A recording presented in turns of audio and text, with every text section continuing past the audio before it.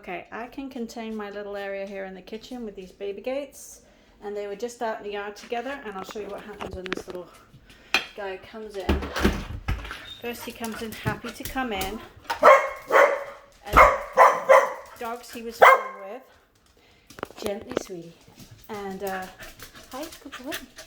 You see that baby? Dog he was proving he's worried. That is fear. That's anxiety. There's absolutely no doubt in my mind. Yes, it comes out as sort of toxic bullying, overcompensating, but he's worried. So either something happened where he got knocked over, yelled at, something happened, or he got overexcited, and this started from overexcitement, frustration, not fear, and then the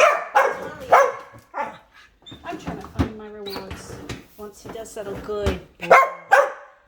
I'm ignoring it, and I'm focusing on the fact that he's not attacking or charging. I'm not letting them any further into the house, because guess what? He'll chase, and that adrenaline will kick in.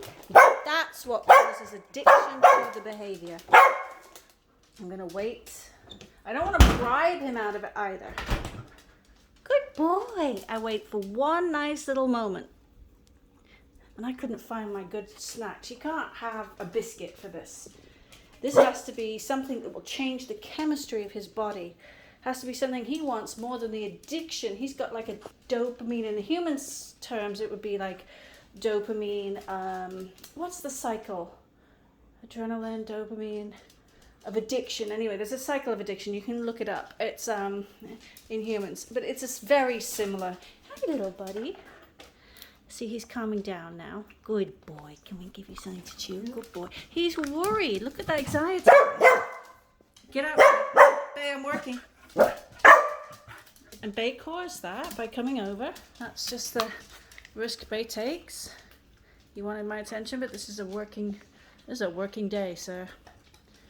Hi, Raya. Raya isn't trained to work with me, so Raya can do what she wants. He can do whatever he wants. No other dogs get food. No other dogs have been training right now. Every other dog knows how to come in and behave. See that? He wants to sort of posture and threaten and fight. Nobody's causing a fight here. Nobody else is excited. This would be impossible to do with another excited dog right now. This would have to be so completely trained. Now we're going to go over in this room, and I don't have the chicken cooked yet. I just wanted to give you an idea of how this started before we even have worked it. But I could not just let them into the next part of the house, because at least I've calmed it down a little bit. Good dogs. I'm bringing these dogs into this part. See how it starts. See how it starts.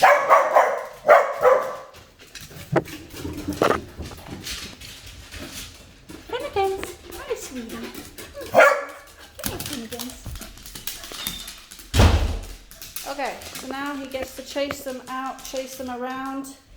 And I don't usually do befores. I don't believe in showing the rotten behavior. If you can help prevent it and not get it anymore. But this is not a healthy addiction or pattern or fear.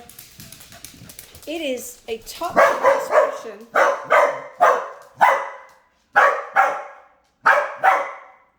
It is a toxic expression of the need to stay safe. And if I don't start changing this immediately, I'm showing you over here. This is before. I will set myself up and I will come back and show you the very next time I do that. I'm going to show you how I set that up for success better. And it's going to take, at least 100 repetitions of getting it perfect, which I will be experimenting with to see how can I get it where he's not so amped up, wired. He's anxious. So I need to slow it down, control every piece of the movement, give him something like crack cocaine, maybe walk him by himself first. But he's ultimately going to an apartment with 2 dogs, and the other dog is anxious, excited, crazy, and physically stronger and bigger than he is. So I got my work cut out here to change this pattern, and then ultimately it'll be from crates. But that's the complete trigger right now. I'm not doing that. I don't normally do befores, but I thought this was a really interesting one to show you, and I knew nobody would get hurt in the making of this video. However, even just that much, I hated seeing that happen. I hated his emotional state. I hated the fact that they got punished for it, but they have had chicken. When a dog has done this in the past, for like years that I've had access to these dogs, and with Raya, the black one, only months. But I have made it extremely rewarding when another dog hurts their feelings or acts toxic. I've made it extremely, extremely rewarding, and they know I'll keep it safe. I won't put them at risk. So yeah, and they're all capable of kicking this dog's ass, including the tiny Chihuahua. Though he's safer with the Chihuahua because he's not threatened by the Chihuahua, so he's safer with the Chihuahua than anyone else. Though if it got toxic enough, I would worry about the Chihuahua. But he's not. It's because it's from anxiety. It's not from aggression. But it's how aggression is formed.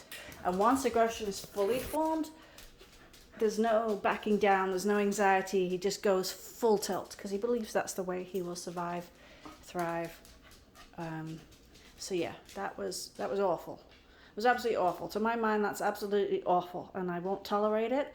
But you can't discipline him out of it. I can't make him more scared. I mean, I can, but then you get shut down, learned helplessness. You get all kinds of, he's living in a fearful state all the time. And then coming in and out the door is the most awful experience. Well, how often does he come in and out of the door? He shouldn't be flooded with that kind of chemical every time. And you can't ignore it either. You can't be passive about it. You can't just talk and let it happen over and over again. What I have to be is 100% resolved to fixing this. 100% resolved. Good job. Good boy. We're going to detox, buddy. And for now, I have to figure out what that will take. And I will be back to let you know how I do that.